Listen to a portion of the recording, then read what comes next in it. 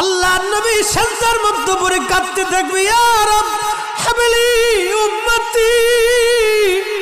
আল্লাহ আমার উম্মত গুনাহগার, আমার উম্মত গুনাহগার, আমার উম্মত গুনাহ করে ফেলছে। আল্লাহ আমার উম্মতের কি হবে? আল্লাহ আমার উম্মতের হবে কি?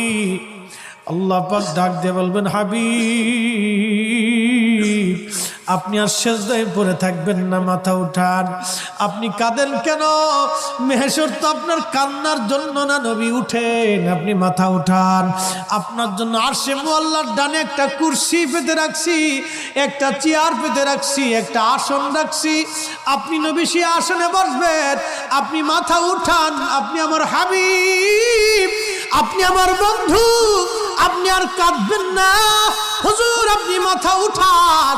আল্লাহর নবী তখন বলবে, ইয়া রব হাবলি উম্মতি। আল্লাহ আমার উম্মত, আমার